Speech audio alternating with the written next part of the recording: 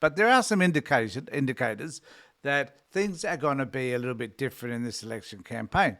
And oddly enough, some of those issues have got to do with Donald Trump specifically. The United States, how they treat the rest of the world, and how we are investing in the United States in relation to AUKUS when perhaps we shouldn't be. But also, we must be looking at the way the politicians and other people that want to influence the election are thinking about themselves in relation to Trump.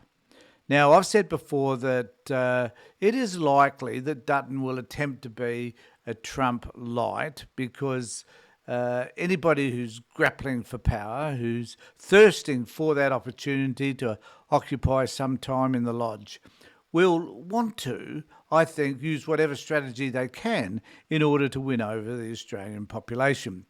And the only way that they could do that is to look towards populism as a way to, I guess, ingratiate themselves with a portion of the public who tend to admire them for being tough, for being the strong person, to be able to call out others, perhaps even to call them names, to denigrate as many people as they can, and particularly, I think, to focus on the issues which are divisive, namely immigration and hate speech. So this is probably the plan that Dutton is planning to implement.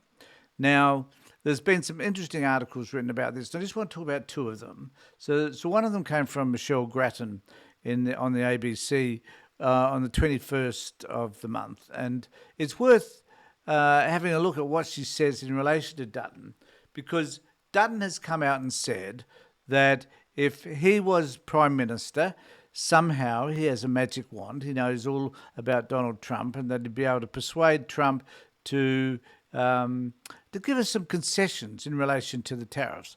That was his focus. It's bullshit, because there's no way in the world Dutton has that power, authority, or that Trump would even listen to him. So, but nevertheless, it is an agenda which he believes he could have followed through on, which would have benefited Australia. And it is sad to think that there are probably Australians who tend to agree with him. But it is worth pointing out that it would be unlikely. I don't know whether you could say it's a 10% chance or whatever. But you know, if you spread and if you express this sense of love and appreciation and admiration for Donald Trump, perhaps it is likely that he would give in. But I just wonder what real human being, a person who has a sense of integrity and self-esteem, would even bother doing that. But maybe Dutton would be one of them. Who knows? So in this article, Peter Dutton says he would handle Donald Trump, but can any Australian? But the question is, could any Australian MP?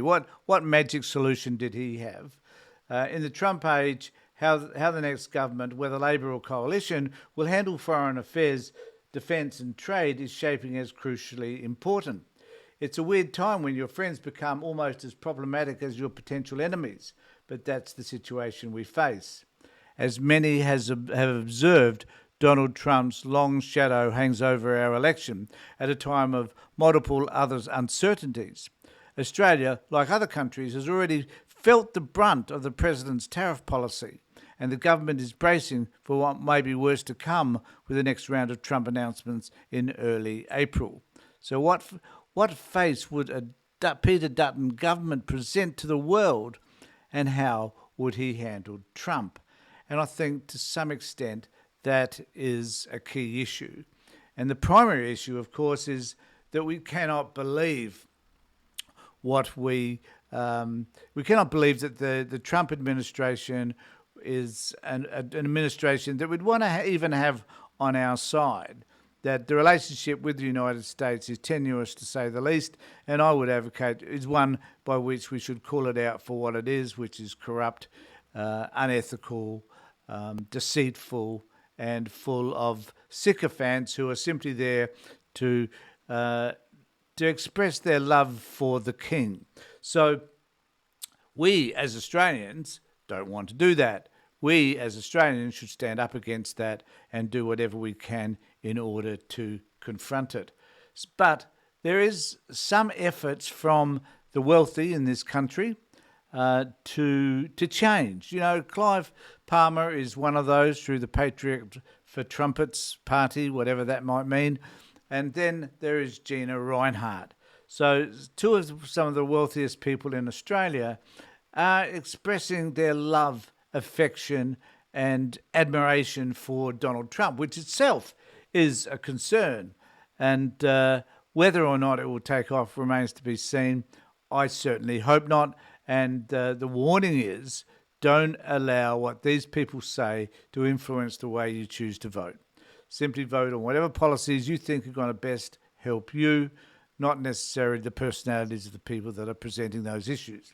So in this particular take, a female Donald Trump, how Gina Rinehart is pushing the MAGA message in Australia. Go, Gina. Best of luck.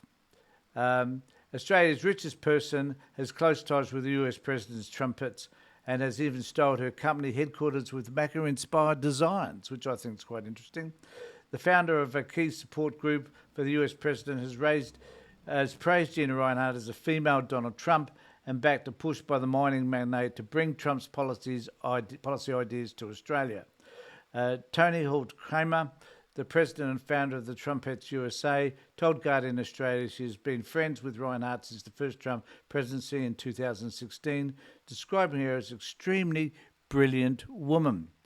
She has also thrown her support behind Rinehart to be a future Australian ambassador to Washington under a Dutton government.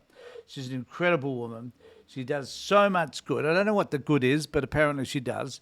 It's so impressed with her through the years. To me, she's sort of like a female Donald Trump, Holt Kramer said of Australia's richest person. She has the right values for me. She thinks so normally, so intelligently, and she's only for the betterment of Australia. She loves Australia with her heart and soul. I have no doubt she'd be a great ambassador. I wish she would be an ambassador to Washington from Australia. So therefore, we have Rinehart, Australia's richest person, becoming more like Trump and hoping that she will be able to influence the Australian election so that she will be able to do what's right for Australia, which is absolute bullshit. The only thing that Gina Rinehart's really interested in is getting rid of red tape so she can dig more holes in the ground, so that she can make more profit for her organisations, and that she can line her own pockets. She's no different from any other oligarch in the world, and she's certainly no different from the oligarchs who are laying themselves down at the altar of Donald Trump. So Gina's going to try her best to be able to become the person that we all don't want anything to do with in this country, which is an ambassador for Donald Trump. So we have two elements of this, maybe three if we consider Clive Palmer, but I don't think Clive Palmer's even worth acknowledging. But we certainly have the element that perhaps Dutton might find a way to be able to influence the election by becoming more populist.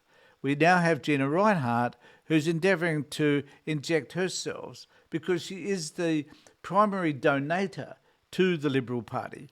She is the one with a lot of influence through her money and her resources to influence the outcome of this election. So we need to be mindful that in order for this to not become a trumpet campaign in Australia, we need to call out Dutton for any use of trumpet behaviour, and we need to call out Rinehart for the use of her finances, as is the case with Elon Musk, to influence our elections. Let me know what you think in the comments section below, and please remember to subscribe to my channel, to ring the bell for further notifications, do all the stuff that you need to do so that my YouTube channel can hopefully grow. In the meantime, take care, look after yourselves, and more importantly, be safe.